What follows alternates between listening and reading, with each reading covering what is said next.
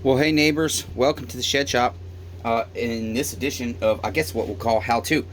No time for a bunch of talking today, neighbors. You're lucky. Not a whole lot of story. Just a saw. This is a Husqvarna 570 to a 575. I've put a Meteor 575 top end on yesterday. I've done you dirty. I got tired. Didn't feel like fighting my internet last night, so I've not uploaded a ton of footage for you yet. But figured this one was leaking gas like a stuck pig. And so I figured I'll show you how to remove the rear tank and diagnose the gas leak. I think it's coming from the tank vent. I'm not 100% certain if this tank vent is the full assembly. It's a little bit different than what I'm used to seeing sticking out of a tank on a Husqvarna, but there's all kinds of different stuff. And so essentially we're going to start down here and remove our wrap. You're going to have two, I think this is a 4.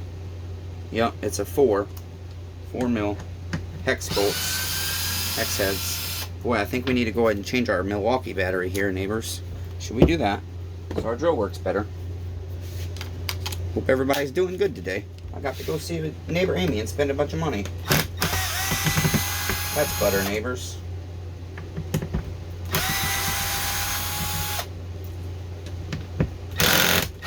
And then we just have 3 along the side here. You can leave this one in, I think, if I remember right. Okay, I don't have a little magnetic tray. Right here's one, so we don't lose our bolts. Now our wrap handle should come right off. Okay, set that aside. And essentially next, we've got to remove our AV mounts and whatnot. We've got one, this is going to be a, damn, I don't know what size this is. I think it's a 5 or a 6. One moment, neighbors. It is a 5. Okay. I think we can get to it behind our clutch cover here.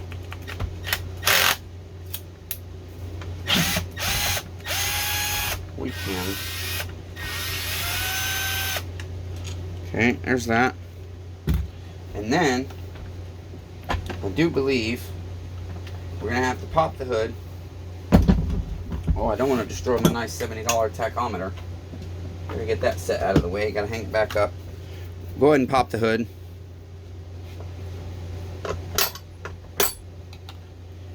The reason I have to do this right now is because if I need a tank vent or something, I need to go ahead and get it whilst I'm up at neighbor Amy's and neighbor Brian's and see if they have it. Okay, so we'll have to, and I need to see if they have this air filter too. That's right. So I got to take that up with me as well, because I don't have one, and they want $35 for an aftermarket from HL Supply. Okay, I know we'll have to remove our throttle cable, so I'll go ahead and do that. And essentially, we'll just unhook it out of this white thing here. I'm just using a pick to push it up. Well, I thought I would. Anyways, I got to let go of my trigger. There we go. I'm holding the lever on the carburetor itself. I'll lift that cable out of the track, and then we'll slide it down out of this clip here. Okay, get that out of the way because that's connected to our handle. And then there's another AV mount. Neighbors, we got 2 more bolts, I think, maybe 1. Okay, right here on the side, and that's a 5 mil as well, hex head. Okay, there's that one. And I think, if I recollect correctly, there's one more somewhere on this.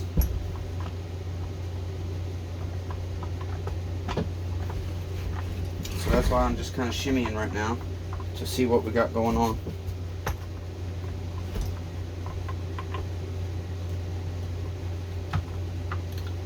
So I've got to pivot it out here. So we'll move that spring out and then pop this part out here. And I'm trying to think. I know there's one more connection point. I just cannot recollect where. It might not be a connection point.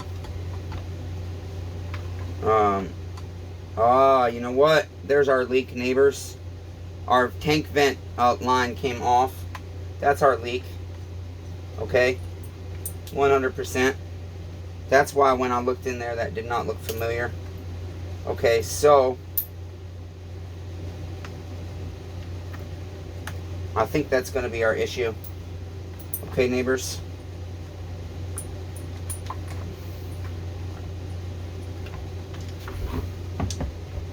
I still want to go ahead and take the tank all the way off. Yeah, I think that was 100% the issue, because I know that wasn't hooked up yesterday. But either way, if it came off, that means that's why I like to use this seal-off stuff, guys, to put my fuel lines and oil lines and stuff in.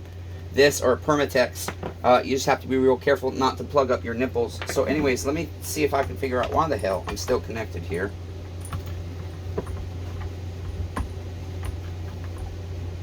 I really sincerely don't see. I think it's just snagged up.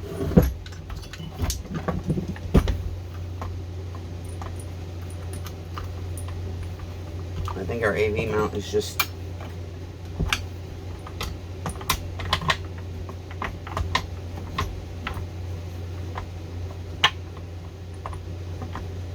certainly feels like something's still connected.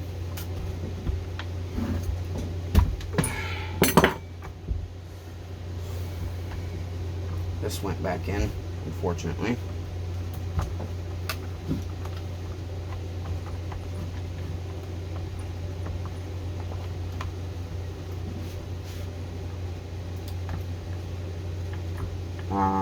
Okay, that's right.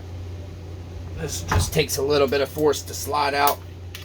Kind of got to rub it out here because it sits on this here. I forgot that part. Okay, so this is what we're dealing with. There's our tank vent. There's our tank vent line, and it has come off. Okay, that's what's happened. So essentially, I think I'll go ahead and replace it with a new piece. And then this looks tight inside this grommet, but what we're going to do is, I don't want to use gas. Water's not going to hurt anything. I'm going to remove the pickup body, essentially, to make it, basically, so we don't fill it with water. And then I'll fill the tank with water real quick. And I'm just going to plug the two lines and make sure that that was my leak. I'll plug this line and make sure that's where I leak out, but I'm certain at this point, honestly, that that's it. That line had come off, and it's silly that I didn't even notice that. The other thing I had happen yesterday was, oh, look at that. Damn, I thought I'd change that. That got dirty. I did y'all dirty. I could have sworn I did change that, but wow, that got discolored quick. Oh, you know why? Because I bought this new Echo 2 mix. That's we're gonna go ahead and replace that anyways. That's it's like brown. It's different than I've ever seen.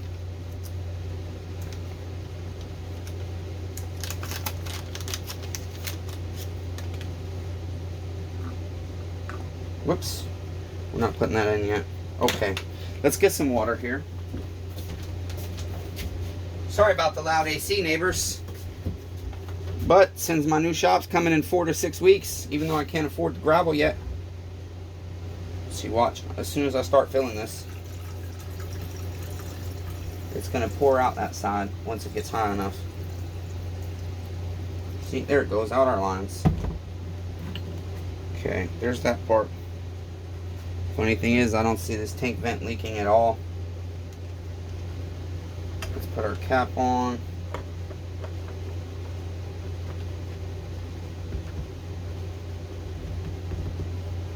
Okay, our grommet is not leaking.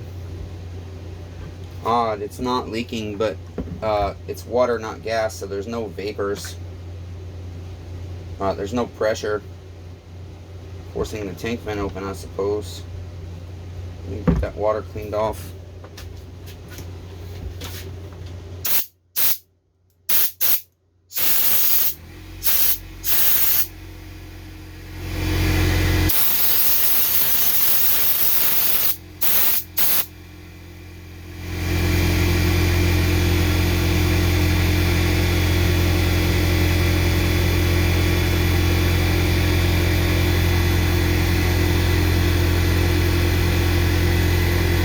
Most important thing for me is, sorry neighbors, let me pause you. The most important thing for me is to make sure I don't have any leaks on my seam.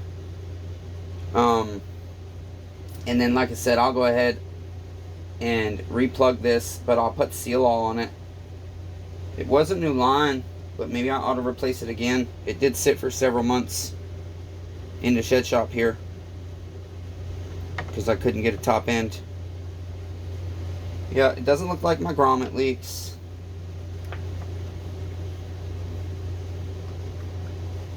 We're okay there. I don't see any leaking from this tank vent now. So we'll rehook that line up. So we don't need anything for this saw. So essentially right now,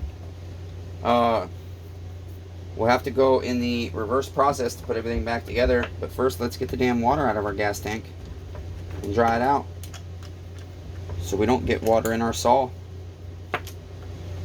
Realistically, I don't want to put this back on yet. I don't know. We'll see.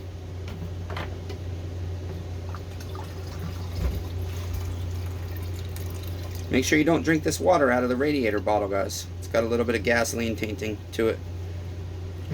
Might taste a little bit like gasolina. Okay, there's that. I'm a little bit distracted because my 361 seized up and I want to know why.